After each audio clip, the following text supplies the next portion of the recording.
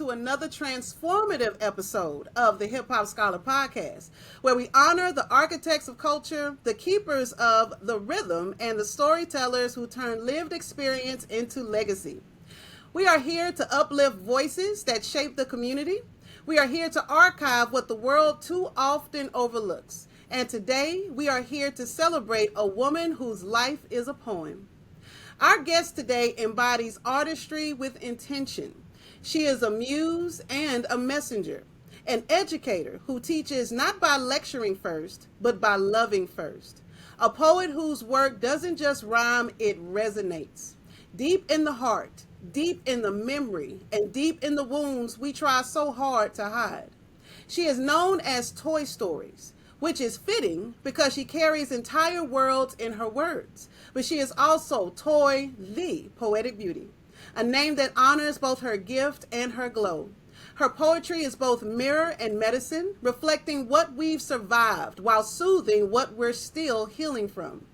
She is a creative who steps into every space knowing that art can feed the body, nurture the mind, and restore the soul. She writes to liberate, she performs to awaken, she shares to remind us that vulnerability is a superpower. Her work reminds us that language is alive, and it can hold memories, it can hold trauma, it can hold joy, and sometimes it holds all three at once. Through her storytelling, Toi brings light to pain, beauty to struggle, and pride to resilience. She writes the kind of poetry that makes silence nervous, because she speaks everything silence hoped we would ignore. From the classroom to the mic, from the screen to the page, her artistry travels, meeting people where they are, inviting them to live more boldly and live more honestly. Toi Stories understands that a poem is not just something that we recite, it's something we survive, something that we become. So today, as the Hip Hop Scholar Podcast continues its mission to archive the brilliance of our culture, it is an honor to amplify her voice, a voice that is soft enough to soothe, yet powerful enough to stir a revelation inside of you. Listeners, scholars, believers in the power of creativity, lean in. Let your heart take notes. Let your spirit be present, because you are about to experience a conversation stitched together with truth, artistry, and humanity. Without further delay, it is my deepest pleasure to introduce a woman of passion, purpose, poetic power, Toi Stories, Toi the Poetic Beauty.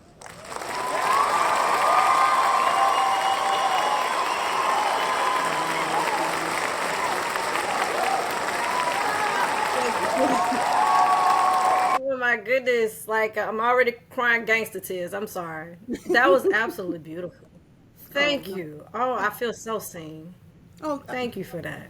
yes, ma'am. We honor our artists and our guests here at the Hip Hop Scholar Podcast. You are one of those top tier artists that we are so thankful that you have made time to be here for us. And so thank you, thank you, thank you for your presence, for your words, for your artistry, and everything you give back to your community, Miss Toi. You are so welcome here. Yes, ma'am. I truly appreciate you. Just I'm speechless, which is not common. And that definitely speaks volumes that the words that you speak, your impact of poetry does the same to your audience, where you make such an impact and you touch the souls of many. And I wonder about your poetry. Now, before we get into the powerhouse that you are, Queen Toi, I want to talk about those first moments of poetry. When did you first realize that poetry wasn't something that you just liked? It was something that really was truly inside of you. What was the moment? What was the beginning of this journey of your poetic artistry? It was a seed that was planted when I was 9. So we're talking about what, 1988, 89. My grandmother is the person that planted the seed. It was a story that I was writing, and I was drawing. I'm not a good artist by no means, but I was drawing like a cartoon along with my stories, and I showed it to my grandmother, and she was like, I have a little writing on my hands. And so then I just started like, okay, my grandma liked it. So I started writing other stories, and then I started writing poems. Then she started taking my poems to church. And then she started putting my poems in the newspaper. And so she planted that seed, but I really didn't appreciate my voice until the Black Lives Matter movement. I went back to what I knew to heal me from all those moments of seeing every time I turned on the television, it felt like my son was being murdered, and I did not know how to handle it other than writing. And so, but it went a little further than that, Queen. It went further than that because then I had to video myself. And it went, I would call it semi-viral. People started sharing it all over the place. So that was the rise of Toi the Poetic Beauty, was that very first poem. And I realized at that moment the seed that my grandmother had planted, it finally started popping flowers. And and people, it wasn't just healing me at the time because I was doing it selfishly. It was also healing other people because people were connecting like, Toi, that's how I feel. I feel like every time I see something on the television where an unarmed black man is being murdered by a police officer, Toi, that's how I feel. And so I think that I grew from that, and then I just started I guess getting on the mics. People started wanting to hear me on a microphone. I'm like, what? And it grew into what you see today. Somebody believed in me and then somebody else believed in me, and it just became a domino effect. But that first person to believe in me was my grandmother. Irma Jean, rest in peace.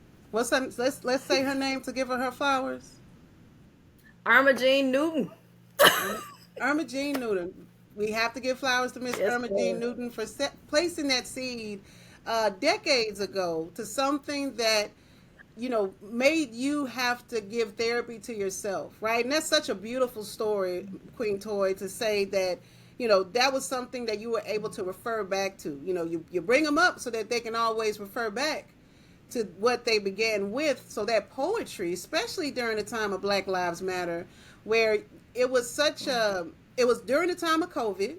So not only did we have the unarmed black man, George Floyd, may he rest in peace, his estate and everything being honored here, but also during the time of COVID and the unknowns that were happening then. So the power of your words, the power of recording that, and then to transition into a live audience, was there anything that you had to do to prepare from going from the intimacy of your bedroom or your living room to going in front of a group of people? Yeah, go ahead. Oh yes, it was quote that I tell my students and I tell the children that I gave birth to. If your dream doesn't scare you, it's not big enough. So the thought of getting behind a mic was so frightening to me. I knew I was supposed to do that. And girl, funny story. So I'm not whatever a poet is supposed to look like or act like. Apparently, I'm not that. Because when I walked into a room, with my tight fitting dress and my high heels and my weave and everything, you could hear the smacking of the lips like, who does she think she is? And I needed that. It's like, because when I got on that mic, when I say that I grew 3 feet and I gained 300 pounds, and I got off that mic, everybody who was smacking their lips when I came in was trying to give me a hug. That's right. Like, oh, you did that. Like, but, I felt like no matter whatever box they try to put Toi in, I just try my best to not fit into whatever their notion or whatever they think of me. Right, because I have a purpose, and one of my babies I teach earth science, 8th grade earth science, absolutely love it. Okay. One of my babies was asking me, Missy, do you know your purpose? That is such a deep question coming from a child. It's like, yes, baby, I know my purpose. Do you know your purpose? He's like, I'm still trying to find my purpose. I was like, well, you can borrow mine until you find yours, and I'm gonna tell you what my purpose is.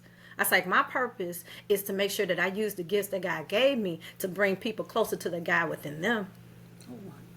And I was like, you can use that one.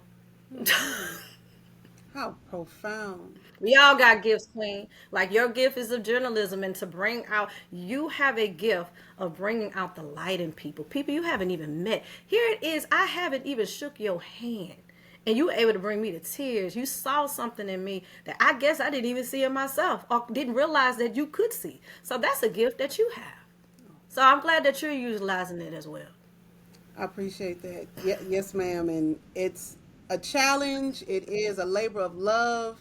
But it is important, just like you said, that fear of doing something and not really knowing what's going to happen.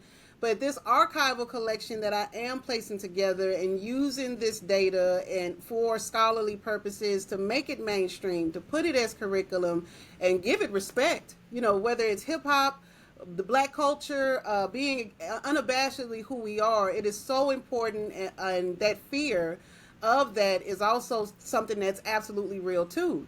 And when you shared, in the back of my mind, I was like, I know you're an educator, but I'm like, oh, okay, she's language arts. She teaches English. But no, you are STEM. Right. You're a science I am teacher. a science teacher. Yeah. That is so funny. Everybody thinks that I teach poetry. You must be an English teacher. I was like, no. But you know what is so funny? I find that there are so many people who are in the poetry world or even in the hip hop community that are educators. Mm-hmm. There's so many of us out there. Yeah. So yes, You know and the it's value of also it. too when I Yes. and I'm glad that we also utilize our gifts in the classroom because I shock them all the time, Queen, when I say, I rap. And they'll be like, no, you don't, Miss Sibley. Show us something. And then I'll spit some bars. And they'll be like, okay, Miss Sibley. Now we can connect. Yes. And now I got them bringing their bars to me. Because, I'm like, because I hear some of the stuff that I listen to on the radio. I was like, baby, we better than this. That's right. Yeah. Let me help mold you. Let me mentor you in something that is of us. I saw something on social media today where it was on TikTok and it was a black man and he made the comment that says that when you play video games, you know that you're on the right path when you get to your enemies, when you have to fight an enemy. If you are walking and there are no obstacles and there's nothing ahead of you, then you're on the wrong path. So whenever you do have those challenges, when you have those struggles, you got to count it all joy because that definitely puts you on the right path. And I say that because when people, they underestimate you. When they see your beauty, they see this beautiful woman, you're walking to the stage like, well, what's she going to do? And then you bring the house down, right? And then embrace you. That is you conquering those enemies and that as well, being on that right path. And so the brilliance of that too, you have to be such an intellectual to activate the left and the right brain to be STEM as well as in that humanities piece with poetry. So the brilliance that you have as well, Queen Toi, it is no doubt you are a dedicated educator. I do see you put posts where you are celebrating and getting resources to your students and all. How long have you been an educator?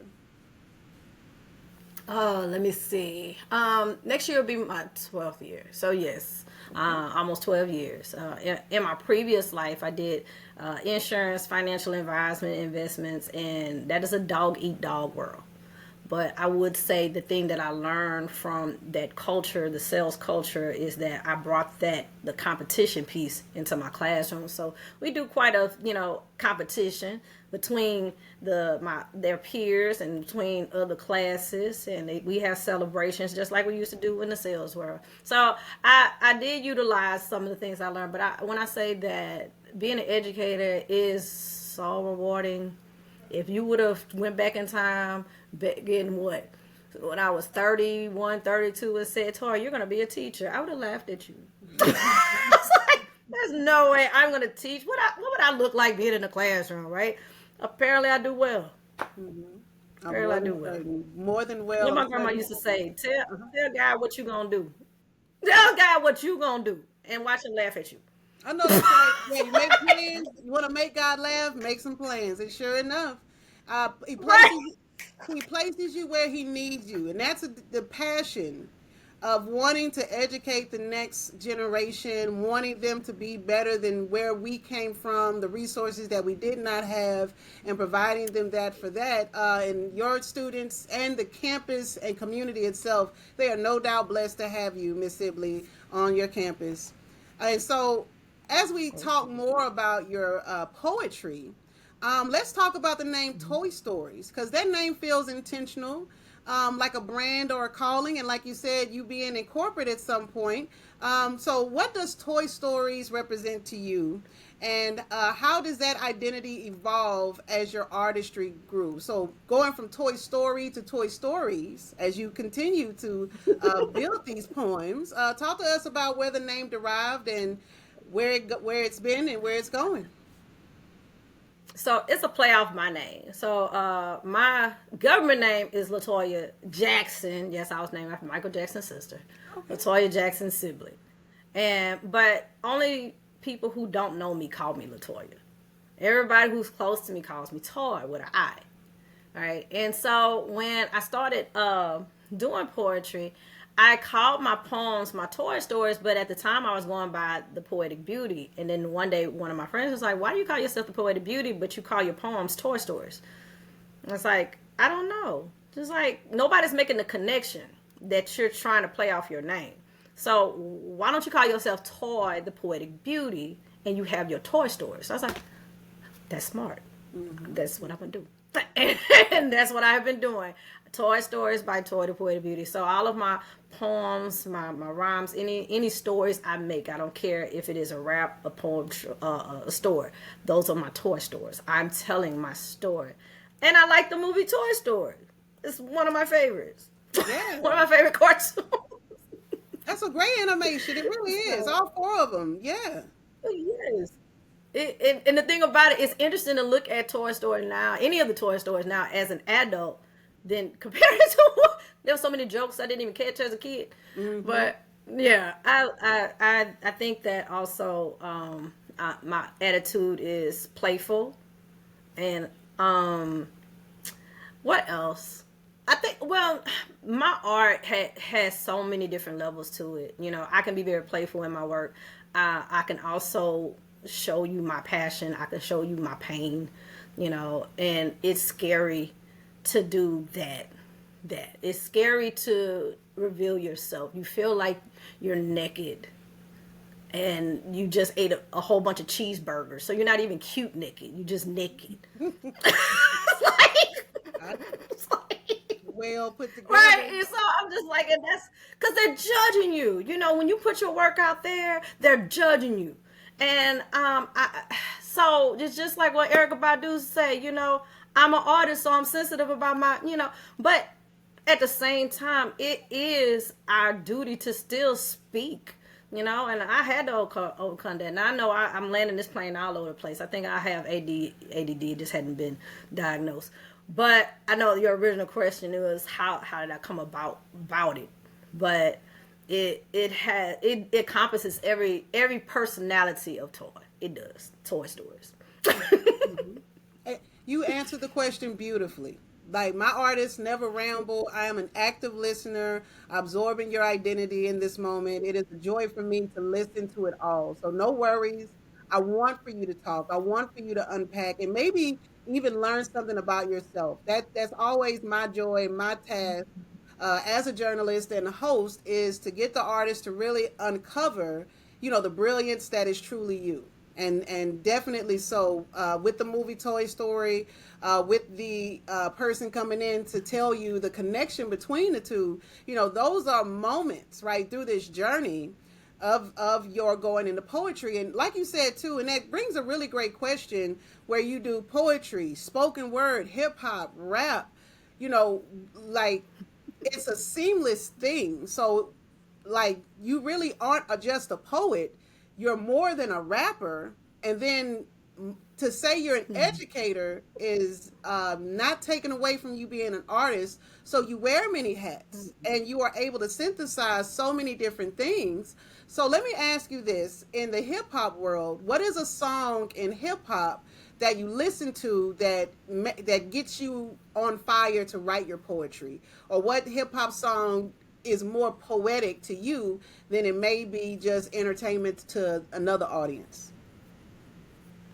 Oh goodness, that is a great question. And to believe it or not, that's like picking between my kids because I have so many. But when you asked it, the first question that came to me was Tupac's Pain.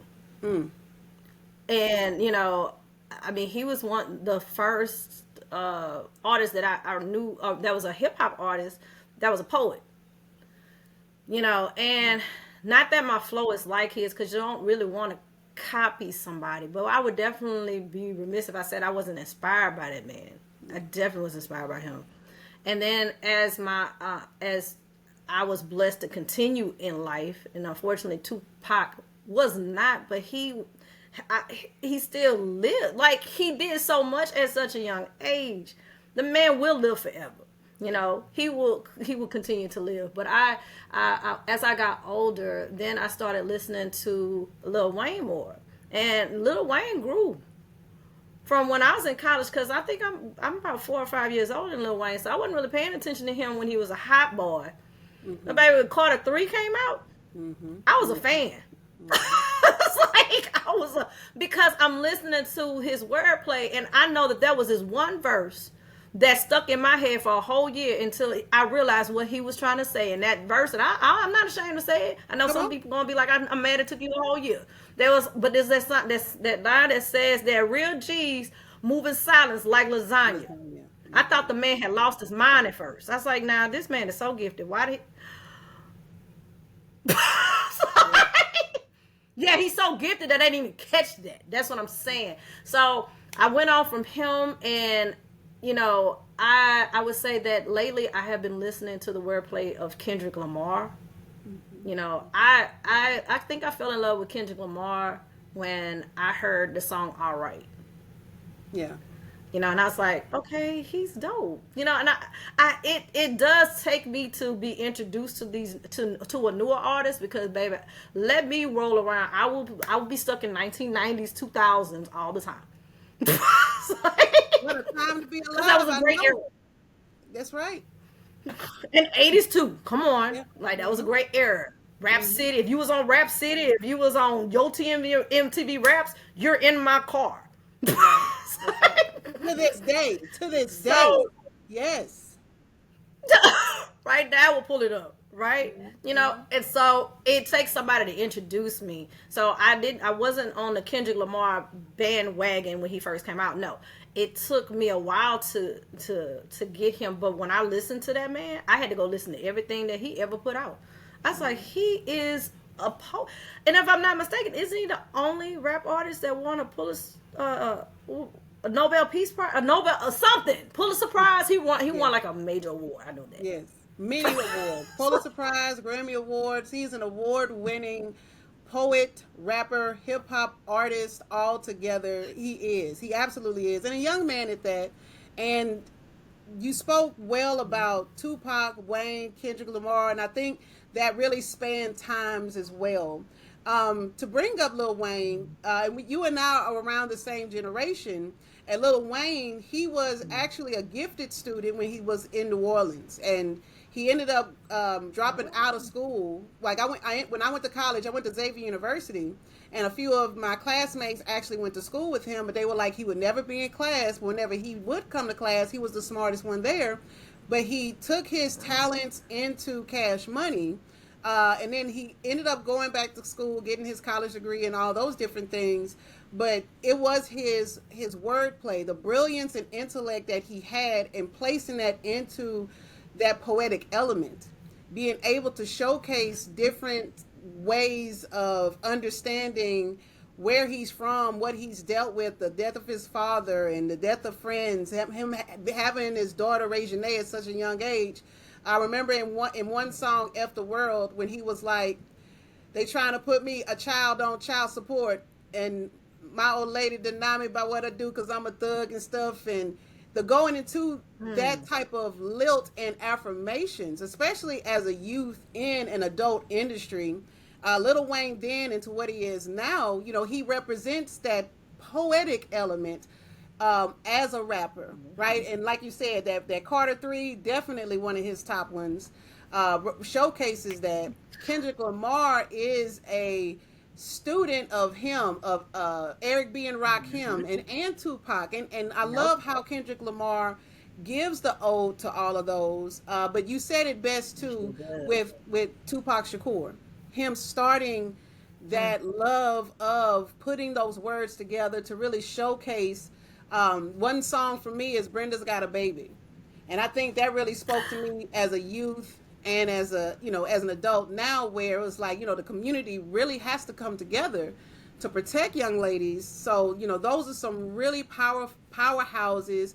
Yet I also want to put Toi Stories in there too, because you rock the house, you bring it down in those same ways that they do so as well. So, count yourself in those legendary names as well, my dear, because your words impact, they give that affirmation. And I mean, it's like you go into a different personality. Like right now, you are sweet, you are becoming. It is lovely to speak to you. You have the elegance. But when it's time for you to do that spoken word, you, those shoulders are back and you are firing into that microphone. And it's a beautiful thing to see. It is a beautiful thing to see. And so that emotional labor, like, it takes so much courage, like you were saying.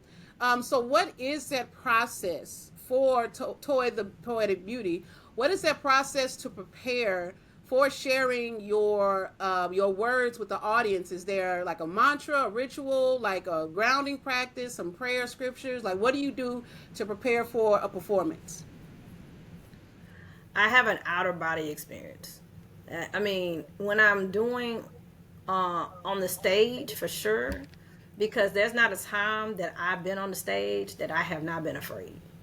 Every single time I'm afraid. So there is an out of body moment that I have where I'm talking to myself as if I'm a child. I'm talking to myself as I'm one of the children that I gave birth to, or one of the children that I teach, and I'm encouraging them to do something because you can't do it. I have to say that to myself. Like, Todd, you got this far. That means that they want to hear you. So get up there. It's like, so now you're up there. And then being a science teacher, I can tell you about the law of conservation of energy. That means that energy cannot be created or destroyed. All it can do is change form. So, baby, take that nervous energy that you have and you just put it all up inside you and you let it go. You let them feel it. You let them feel the fear. You let them feel the anger. You let them feel the joy. You let them feel whatever it is that you are trying to relate in this poem. And when I do my Toi Stories in my bedroom, if it's not quite right, the beauty of it is I can always go back. But I'm constantly listening to myself. If you heard my earlier work, when I was really, really nervous, I was fast. I used to spit really, really fast. And I had a mentor to tell me, Toi, I could tell that you're saying something really powerful, but people can't understand it because you're talking too fast. Slow it down. And I was like, you're right. When I listened to myself, I didn't realize I was so fast. It's like so many people were missing my message because it was getting lost in my cadence. It was getting lost in the speed. Mm-hmm. So I had to bring it down. So now I make sure that I pronunciate, I'm slow, but when I still need to get fast, I can still flow fast, but I still make sure that you understand what it is that I'm trying to deliver.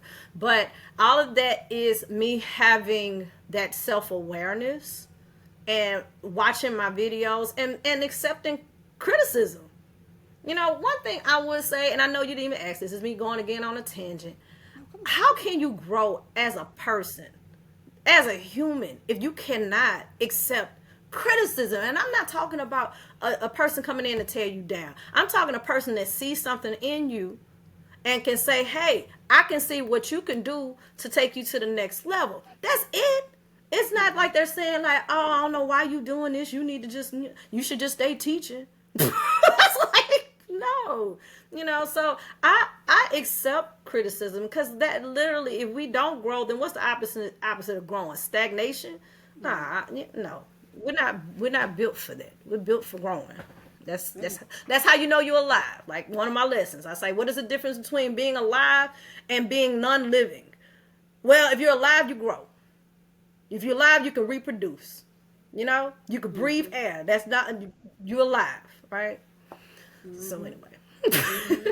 No, I mean, no, stay in that way. No, and there's no anyway there. No, all of that is so brilliantly said, bringing in that science element of, utilizing that energy, the transfer of energy. That's a real dope way to think about it, Toy, is that if you do have this nervousness, if you do have this unnerving uh, anxiety, then you use that as fuel.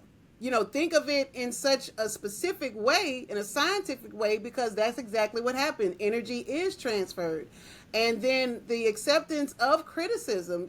People are, like you said, what Erica Badu said, I'm sensitive about my shit. Yes. But if you Right. surround yourself with people that you can trust what they have to say, and even those naysayers, if they have something to say, maybe even taking the time to read a comment or listen, or you thank them anyway, and then you leave it be, because there is something to be learned and gained from a lot of different people. But you said it really well when you were like, you take the time to self-reflect, you take that time to review and to study of self, and that self-reflection is very key whenever you're creating anything, is to go back and look at it and see if it is giving the message that you're trying to convey. Is it as impactful, or is there any misunderstandings? And that is the key to being, again, a legend, is to keep going, to make Carter 1, Carter 2, Carter 3, or Toi Stories 1, 2, and 3, and moving from corporate world into the education world, and even a baker, because you do some baking as well, in that as well. I mean, Yes, honey. I'm saying, what is it that you cannot do? Because everything that you have said, Queen, I'm serious. Like, you have spoken so well in such a creative way, and you have all these different outlets. And especially when we think about the bakery, I want you to speak about your bakery, and I want you to talk about the intentionality of baking and how it's connected to your artistry, to education, and just to people all together. Like, how do these creative expressions nourish you in all of these different ways? Talk to us. Well, I would say that, oh goodness, I feel like we all have so many different talents and so many gifts.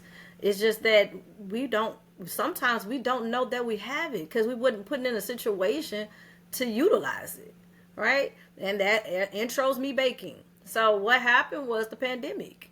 Everybody's bored because everybody can't go. We can't go anywhere. Mm-hmm. And I love cheesecakes. That is hands down my favorite dessert, period. So I went online and I started playing with these different recipes, but I was making all these cheesecakes. And so when school was open, I would give these cheesecakes to my coworkers, and they was like, how much does this cost? I was like, no, I made them. Yeah. But how much are you charging? It's like, I'm not charging. You should charge for these. They're that good. And so I was like, okay. And then I started like going other places with my cheesecakes, and people, saying pretty much the same thing. Like, Toy, you got something here. So I find myself spending a lot of time in the kitchen, and it was very therapeutic. Like, I would put on either Dwelle, hands down. Oh my God, is one of my favorite artists, like hands down. And I know like a lot of people don't know who Dwelle is, which, I mean, the selfish part of me is like, I'm glad because I can have them all to myself. Those It who could be a concert of know, me. shout out to Dwelle for real. Right. Yes, ma'am. Yes, ma'am. Uh, Girl, I would put on some Dwelle, Pandora, and I would get to baking. And I would be in my zone. And then I just started baking cakes. People started like, it is a scary thing when people are asking you to do wedding cakes now. Girl, that's a whole nother, because they got, you got to be perfect. It ain't no almost, you have to be perfect. So, when it kind of got stressful, then I think that I started backing away from baking but it was the thing, because I was unsure of myself. It was one of those moments where I'm like, Toy, like when me getting on the stage, like I had to have the out of body experience, like, Toy, they asked you. So that means they believe in you. That means you can do it. So go do it. So I did back away for a while, but then I came back. It's like, okay, y'all asking for it, I'm gonna give it to you. But it's funny because I do correlate the pen with the pen often because they're both my outlets, in different ways. One, I don't have to say anything. I'm just in the kitchen. While the other one, I'm actively talking. I'm actively saying something. But sometimes it also speaks about my personality because sometimes I want to be quiet. Sometimes I just want to be, and then sometimes I can't I have to say it. Like I tried to but I couldn't. It's like, so I had to say it. And I think it comes from, I do have, they call it middle child syndrome or whatever. I don't know. I call it being a black sheep. I'm a middle child too. You a middle child? Well, see, they say we have a syndrome. That's what they say. Like, what? That's what they say. And we try to get attention. Nobody sees our brilliance. Girl, we are here for sure. Yes. It's like we need to be in a good support group. Like I'll do the t-shirts. Right. But apparently we're also very protective of people. Yeah. We tend to speak up for people, especially if we think it's somebody who can't speak up for themselves. And here it is, like I said, I know you and I have not met face to face, but I stand 5'1" at 3/4. Right? Really? On a good day, I'm 150 pounds. Miss Toi, you talk tall. Like, you talk like you at least like 5'10", 5'11". I'd have never thought you 5 foot, no ma'am. You speak so like a little chihuahua.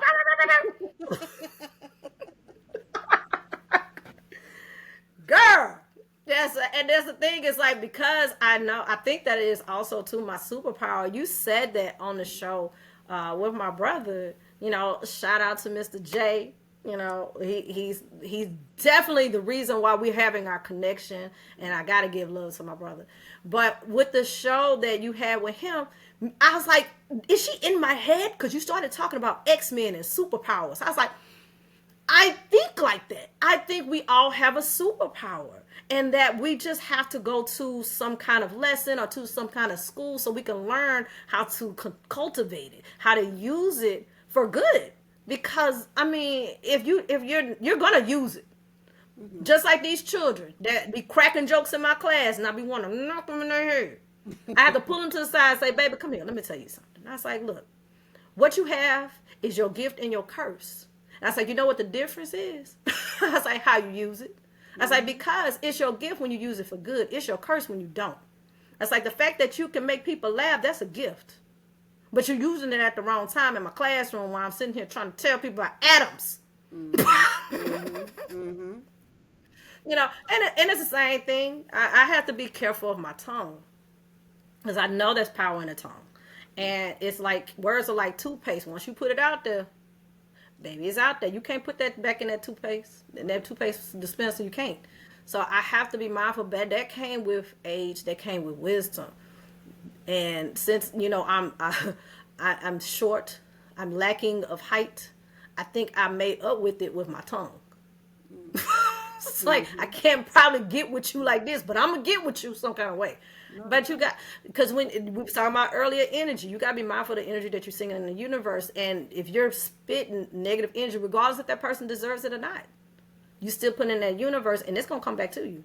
So I have to be careful because, too many times I feel like my karma came back to me just because of my mouth. And again, that goes back to that science teacher in you, that scientist in you, is knowing that how energy is being used. So you putting that energy into baking, and it was so lovely of you to just want to share with your coworkers, and then them supporting you, saying, "Wait a minute, we can't do this for free. Like, this is you putting your energy into creating something beautiful and tasty, not just for baking for friends, but then to turn around and start baking for weddings, being asked to and requested for that."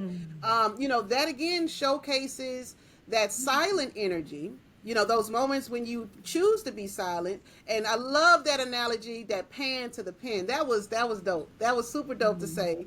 Because again, writing with your pen and writing with the pan, putting that writing process, Mm-hmm. with putting those ingredients together, that speaks volumes again in that creative outlet. And then with those outlets, with your audience, I love you reaffirming your students and telling them, not just saying, I'm going to write you up for disturbing my class. No, let me talk to you. Let me speak life into you about this gift that you have. And though people have these superpowers, you know, some people never understand that piece. They feel like they don't have one, or if they do, it's been misused, misunderstood, and challenged to a point where they're silent with it. What can we Oh, do? they're What too can us old. as a community do to get people to understand those superpowers? What can we do, Toy? I I think what it is that limits are man-made, and I think if we can get people to understand that, stop putting like and when you get on a scale, that's a limit. When you're driving, there are limits. When you're everywhere you see. When we got on here, you told me a limit. Get on here at 5 o'clock. That all of this is man created. So when you sit there and tell yourself what you can't do, I say, okay, what are you measuring it by? Because of something somebody said? Is this a man-made design, or do you really think it's something you can't do? Okay, because I cannot dunk. Okay, I can't do it. Mm-hmm. It's not possible. Maybe if I had a stool, but I mean, I'm not gonna sit here and tell you that no, I can't speak up. I can't write. I can't bake. I can't tell you that because I don't believe that. I mean, I think that and I'm so grateful for my grandmother, and I'm grateful for anybody who comes into a child's life and speaks life into them, to the point where they accepted your spell, because that's what words are. When you tell somebody something, that's a spell you cast on them if they accept it. So I accepted the spell that my grandmother casted on me when she told me that I could write. So now you can't come back and tell me I can't, because I don't believe you, because I've already accepted her spell. But what happens is sometimes someone has told somebody what they couldn't do, and they accepted that spell. Mm-hmm. So now that's how they. So I think we got to be more, I don't know, mindful of what we say to each other. And I mean, I'm talking about myself too, because I'm a work in progress. I'm not perfect, Lord knows, but I am definitely trying to be more mindful of things that I say. Like, if you notice, I pause a lot because I'm trying to think of what I'm saying. I want to be purposeful. I think that some people just be saying shit. It's like, it just, and that is contagious. That when you smile, you gave somebody else your smile. That is contagious. But guess what? You frowning at somebody, that's contagious too. Yeah. Let you find at me. Very true. Very true. We have to be intentional and embrace those Mm-hmm. imperfections. And I try to tell my students, it's all about the journey, not the destination. Whenever you're on a road trip, especially going to the destination, it is the longest drive than going back home. But when you're on the road trip, you're supposed to enjoy the journey, not just when you get to that Right. particular destination. There are so many in between, so many roadblocks, so many detours, but lessons that are learned there, and it may end up being imperfect. Construction, and having to go to the gas station and so on and so forth. But embracing those imperfections, because none of us are perfect. None of us are perfect, and trying to strive to be perfect, that's where issues come in. And so being a creative, being able to share that, especially with the youth, and letting them know, because far too often, I just saw a thing on social media today where it was a very, very young, she was like 10 years old, and she unalived herself because she was bullied to the point where, she had just got braces, but she loved to dance, she loved music, she was a cheerleader, but social media and the cell phone is what got her to the point where she wanted to unalive herself. And it was like beautiful young lady, beautiful little girl with braces and glasses. I mean, I would have just scooped her up and just loved on Yeah. her. And her mother, Oh. just kind of crying out like, it's so sad that this happened. Yet that whole perfectionism, like it'll never be. And to embrace those things that self can love, and have that self love despite what you may think is a bad thing, when truly, like you just said, you may never be able to dunk a basketball. I won't say never. You may never be able to dunk a basketball, You're but so sweet. but what I'm saying though, you can coach somebody that can. You can shoot that 3-point shot. You can get the tickets Mm-hmm. sold to fill up that arena. Looking at the Mm-hmm. cans and not the can'ts, and focusing on Right. what we can control instead of those external factors. And that's something us educators we deal with on a regular, is being able to do what we can do in our classroom with our students despite what's going on outside of that. So that it rings true to what you're saying, and you definitely take that responsibility seriously. It sounds so much that you are very accountable for what you say to self, and that intentional accountability to what you say to others. Oh goodness, yes. And then I mean, because it boomerangs. It definitely is a boomerang. Whatever you putting out is going to come back to you. And when you talked about the baby that unallowed herself at 10, my first attempt on my life, I was 11. And I can tell you about the demons that I was fighting with. I mean, I was being molested, I was being bullied. I didn't have, I would say, the most favorable situation with my mother. It was a lot for an 11-year old.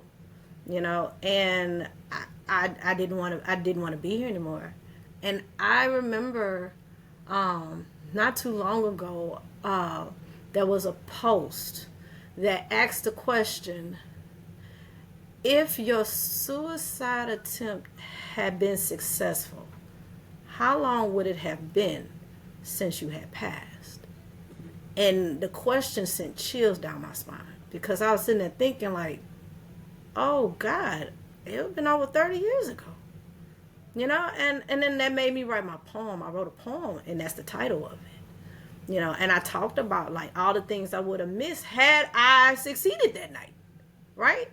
And I'm thinking about this baby like, oh, there's so much that could have happened to you later on, baby girl, that, I just wish someone could have held on to you, and there was hope. But what I realized about social media is magnifying things. It magnifies emotions. It amplifies it. And we didn't have cell phones growing up. Only the rich people had cell phones. I want to say it was on bag phones, or it was in a car. Yeah, And it was yeah. like $10 an hour. I mean, minute or something. We weren't getting cell phones. I didn't have my first cell phone until I was in college. I didn't have my first email until I was in college, right? So I don't being in the X generation. We coming in with computers, but we didn't grow up on computers. That was the millennial generation. And now the Z generation, which is my children, and the Alpha generation, which is the generation that I'm teaching, they come with phones in their hand. They can sit there and with the best of them, right? But what it also does is having access to social media in the ways that, I mean, and social media is good because look, we connected on social media. I do my business on social media. So it's just like we were saying earlier, it's a gift and a curse. But the curse is that we need to teach these children how to use social media responsibly. It should not be used as a platform to bully.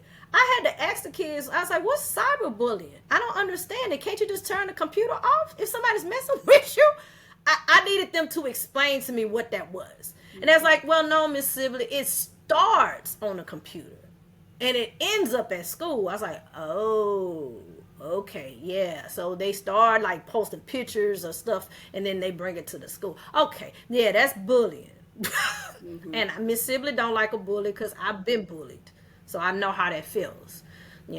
So yeah, my heart goes out to that.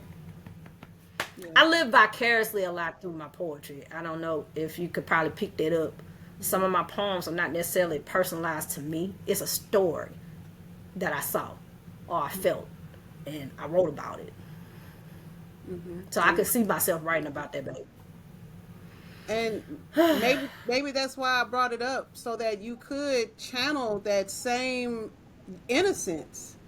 I thank you so much for sharing about, giving the vulnerability of your own attempt at such a young age, and the awful idea that it came about, and then the whys and the whats, and then, like you said, the what ifs. 30 something years of the impact that you have given in the corporate world, in the educational world, to your family, to your children, to Mr. J, to so many of us, thousands of us, even those that, you have yet to meet yet. There are thousands, hundreds of thousands of us that you have touched, and to think of the what if. Um, and as a youth, we may not be able to see that much forward, but I'm so thankful that not only that you are here, but that you are making a change for the next generation. You are letting them know that it is okay to not be okay, and to channel that energy, to really think about, cyberbullying. You know what? I can put down this phone. Or I can not do Right. this. I can focus on STEM. I can focus on baking. I can focus on my words and myself, my family, my community, or anything that is positive, that promotes my superpower. To find that I do have one. That is the beauty of this conversation, Queen Toy, is that we're able to teach. You and I, both educators, being able to teach others in this podcast that, what, we all have a responsibility. We have a responsibility to take care of ourselves, to take care of our families, but to also take care of each other. I may not can, as much as I desperately want to give you a hug right now, Queen, I really do, but our words in this moment, we're able, I know, I know. We are able to, I feel it. I feel it. and I feel it through your words. I feel it through your vulnerability and your empath feelings. Like, you feel others' feelings. You can bring these stories, even with the, you said Theo, like you were like Malcolm and Theo, interchangeably in your poem. In D'Angelo, that one being one of your latest poems, being able to showcase that feeling of loss, such a Mm. great loss that we all had. Like, Malcolm and D'Angelo lived up the street from us. Some of us never seen them in concert, never met them, Never but met him. they were Never part of met our childhood. They were part of our adolescence. We grew up with them. And you did such an amazing job chronicling that, because of that feeling and your use of your words, which is part of your superpower. So, as a modern poet, what responsibilities would you want to, like, say explicitly to other poets or other hip hop artists or just musicians altogether, creatives?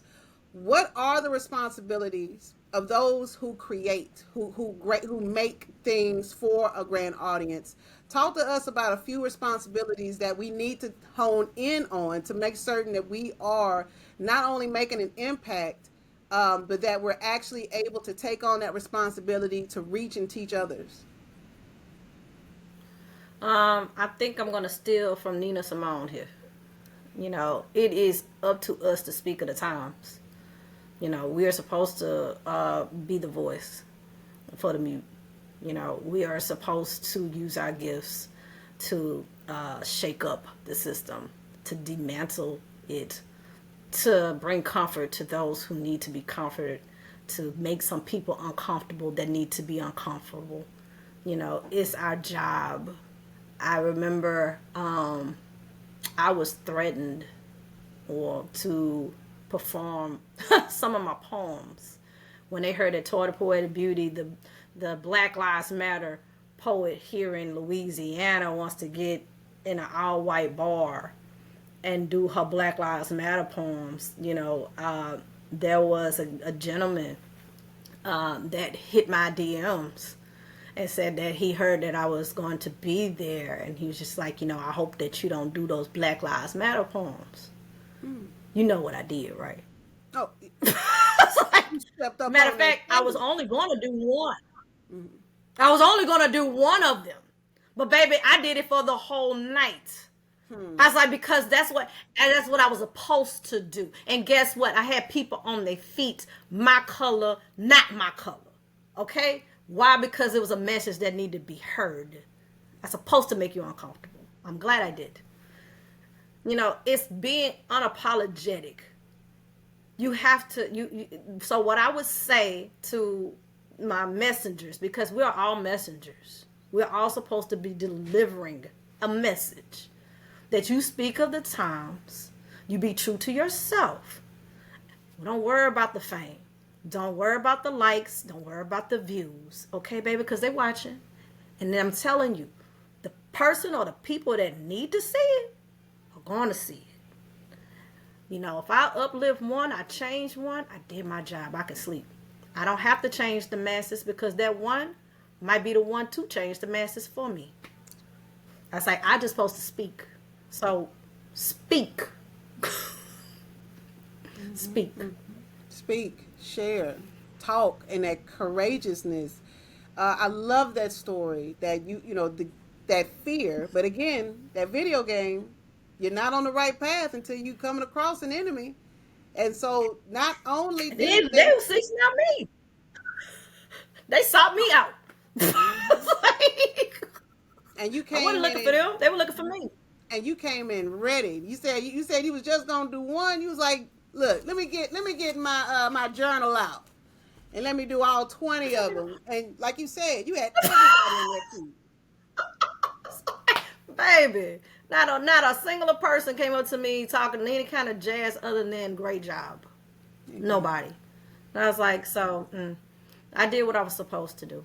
And the thing is, like, I mean, I follow Dr. Stacy Patton. I don't know if you follow her on social media. Yes, I But read those she's emails oh, from that that bug lady, the bug student in grad school. Yeah, I just read that today, girl. I just read it.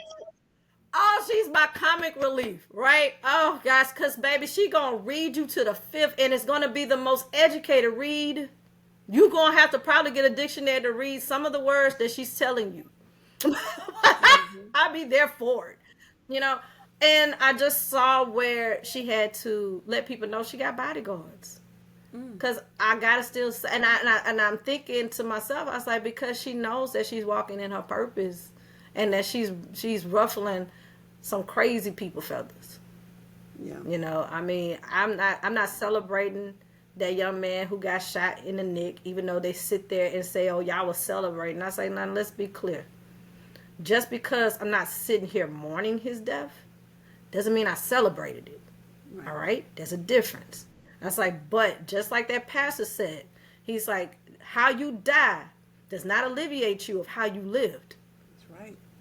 So, no, I'm not going to sit here and act like I'm crying over it either. But no, I don't celebrate when people get, unalived. No.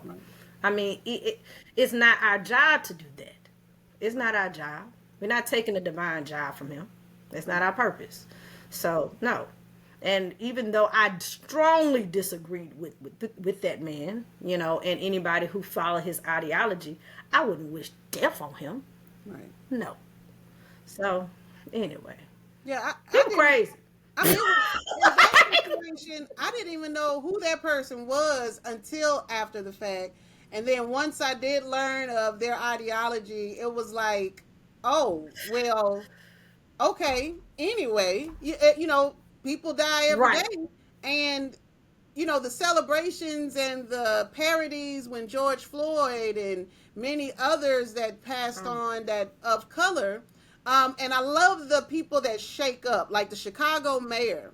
He's out here speaking eloquently and elegantly and reading people to filth in meetings and PR places. And the candidate for New York mayor, Mamdani, like he's being unapologetically Muslim. Like he brought up a story about how his uncle was like, don't tell everybody that you're Muslim. And he was like, no, I want to represent. I do not want to live in the shadows and not be who I am, unapologetically so. And there's so many people, Jasmine Crockett as well, especially here in Texas, being able to be yourself, right? And to showcase that. What'd you say? I say she's so young. And she's a young lady. Young. And yes. able to I speak love it. up. That's the key, and you define those responsibilities of the modern day artist so well, Queen Toy, that we have to speak up. We have to be unapologetically ourselves and share and speak to everyone, not just one group of people, but to the global society. We have that responsibility to be able to share that. So that was beautifully said, as everything that you talked about. I am enjoying this. And so with everything that you have done, what's next for you? What is your, do you have any projects, any performances that are coming up, works in progress? What's next for Queen Toy for 2026 and beyond? Well, let's see. I have a performance. Seven Goddess reached out to me to smoke me out too. She smoked me out to perform in November the 7th. That's Friday at the Mid City Ballroom. Show I think starts around 8.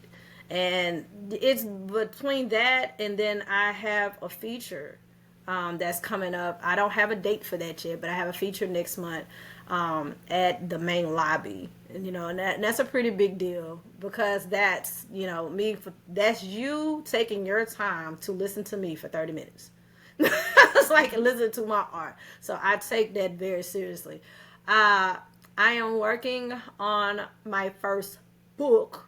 I have done chapbooks, and for those out there that don't know what a chapbook is, that is a poet's mixtape. So I've done 3, I would say, mixtapes, but I am going to actually put out a book because my toy soldiers, my fan base, my little small community, they've been on my neck. When you gonna write that book? It's like I know, right? Okay, so yeah, I'm definitely. I want to let them know right here on your show. I am working on it actively. So we're gonna try to put that out to my people soon here, very soon. Oh, that is amazing. So forgive me for saying 2026. You got things lined up for 2025. The year is not over yet. And you Yes, got that's some big things going. The right. main lobby, Midtown, shout out to Seven Goddess. And then to create a book, to chronicle all of what you just shared into a book, as an avid book reader myself, I'm going to ask on my podcast, I'm definitely going to need a signed copy. I'm going to need a signed copy of that. And I am Got definitely it. going to be reading that. I'm more than certain because I have enjoyed this interview so much so. I still have, I want to honor your time, but I just want to ask you like one or two more questions. But the All joy, right. the joy that it is with listening to you share and to, just be able to just be who you are. You have such a lovely personality. You have such, though we're just meeting for the first time, girl, I've known you for years, the way we're talking. Like, That's what I so, feel like. I feel so like we're, sipping mimosas and it's brunch time or yeah, something. like you are so easy to talk with, and it is no doubt why Mr. J says that you are an absolute muse to him, that you inspire him to create, and you're being an educator, and your children, you celebrate everyone, your husband as well, and your community, like you Oh celebrate yeah, my others, bottom. and you are so modest when it comes to that. So let me ask you a few more questions.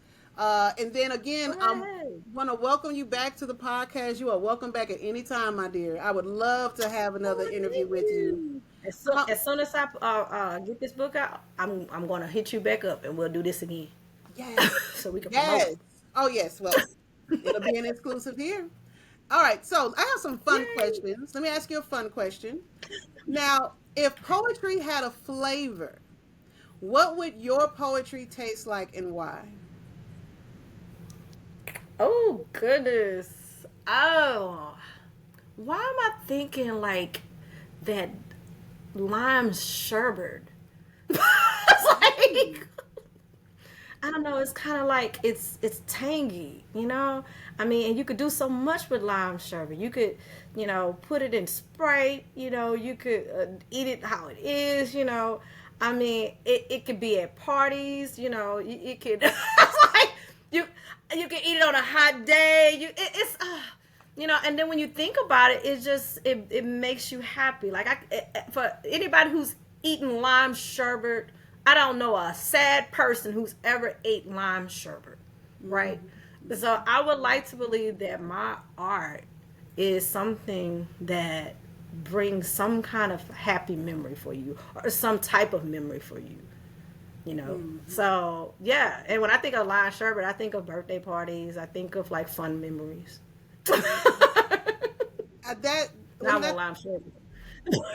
that's the best flavor, because when you see something, like when you go to a bakery or when you're going to shop for ice cream, you like, they got lime sherbet.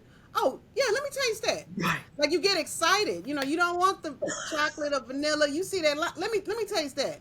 Seriously, Because that it's not everywhere. it's not everywhere. It's not everywhere. No, It is exclusive it's so and it when you is get it, you special. appreciate it. Yeah, Yes, and it tastes so good. it tastes so good. So, That you know, embodies you very much. So, well, let's see. thank you. Absolutely. Let me ask you this: if you can perform one poem anywhere in the world, stage, location, vibe of your dreams, where are you, and what would make that moment sacred for you? Mm. Oh, goodness. I think I will perform my poem, Are You Woke Yet? On the doorsteps of the White House Mm. with a megaphone. It's like lights, camera, action, all in my face. Oh, girl, because Why? that poem, I don't kick off my shoes, but I feel like I should every time I do it, Mm.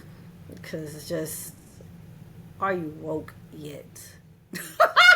That's what I would do. You know, make some people happy and make some people not so much. Hmm. And that title speaks, like you were saying about Nina Simone, about speaking for the times. Are we woke yet? Are we actually Mm. awake and, awoken to what's really going on? So, my last Like, question. I hate to say my last question. This has been so fun. So it has. it has. It has. This has been fun. You are amazing. You are amazing. So finish Thank this you. You sentence too. for me. Hip hop is Okay. poetry when, I'm gonna say it once more time. Hip hop is poetry when, Hip hop is poetry when it is real. I feel like hip hop is true hip hop is real. You know, it's not cute. It's not sexy. It's like it is just raw. It's real. You know, you could hear if you could remember like the old hip hop heads. When I think about like the grittiness, I'm been remiss because I hadn't when I talked about the male MCs, I didn't talk about a singular female one as if none of them did anything for me, and that's a straight up lie.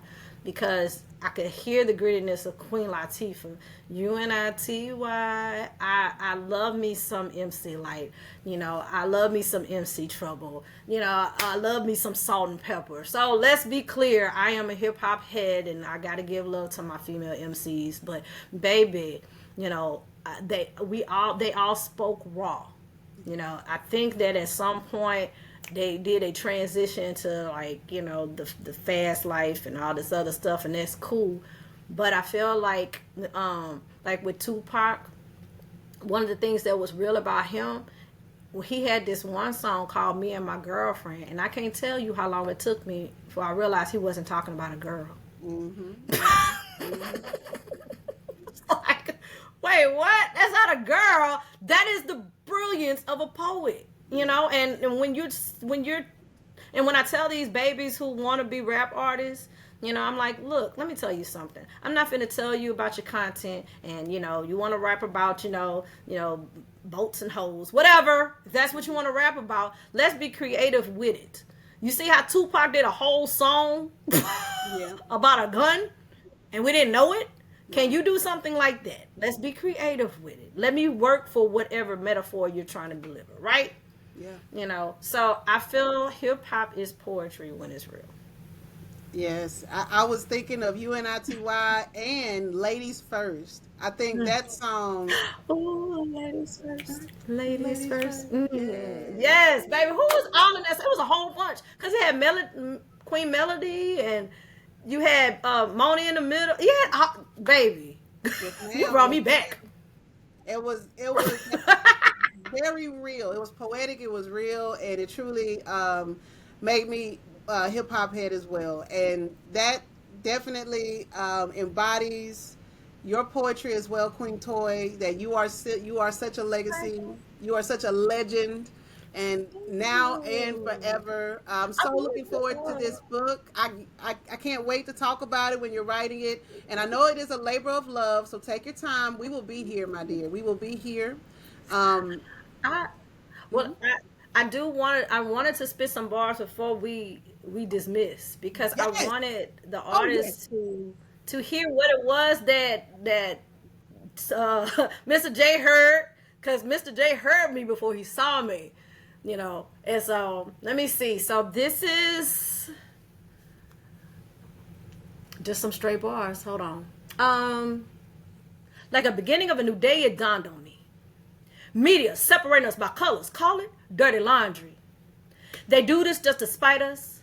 Blue versus black just to fight us. But like a golden touch, Mr. Midas, we're using this blow to unite us. Giving you the power to raise your numbers, logarithms. Stand multiplied, not divided. That's how you hit them. Fighting for justice like playing the lottery. Play by their rules and I win. Please don't lie to me. Getting hands dirty to uproot these weeds. I'd rather die than watch you take away my seeds. A quarter nickel dime a penny, simply 41 cents to me. But from your point of view, the brown one makes no sense to see. Killing my brother sisterly. Skin color tone is under attack. Blue, white, brown, or any other color. Put all together what you get? Black. It's simple as that. Your tears same color as mine. If you had to bury your child, I had to bury mine.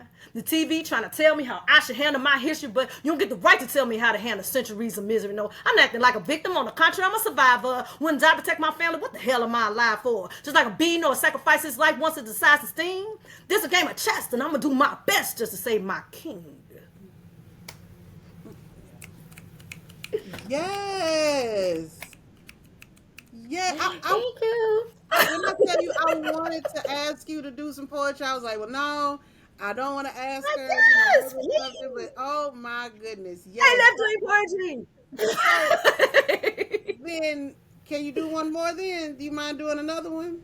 Is that okay? Oh yes, hold on. I got Okay. girl, I got poems on poems on Come on in. poems. Come on. Bring me Let's up. see. And this will be a quick one. Just my ink here, no beat, Helen Keller fashion. From my lips to my tongue tip, let it flow, Tony Braxton. Let the pen set me free, words locked up like Mandela. Let the world feel my dream like Dr. King and acapella. Bring a little peace to me, share a little peace to me. This beauty just turned beast, but this right here is not for Disney. Once a scared little girl, Anne Frank in her diary. Now I'm screaming justice to my rhyme until a box and 6 folks carry me. Mm. Mm. I gotta tell you, because I failed to mention that if you ever see my hashtags, bring justice to my rhyme. I say it all the time. Bring justice to my rhyme. Bring justice to my rhyme.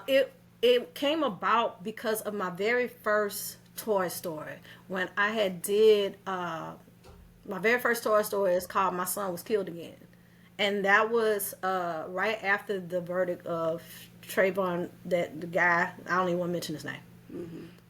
When Trayvon Martin was murdered and his killer was set free, right? They did something to me, and I got to writing, and at the very beginning of that poem, I'm chanting, "Bring justice to my rhyme, bring it, bring it, bring justice to my rhyme, bring it." Bring it. So now, to give honor to my very first Toy Story, I constantly say bring justice to my rhyme. I have bring justice to my rhyme shirts. I have a page when I was doing shows. It's called Bring Justice to My Rhyme. So just putting that out there. If anybody was like, what is this Bring Justice to My Rhyme? I was like, that is me, honoring how I started. Never forgetting why I'm doing this. Indeed. Indeed. We give love and light to the legacy of Trayvon Martin, to who he was and who he could have been.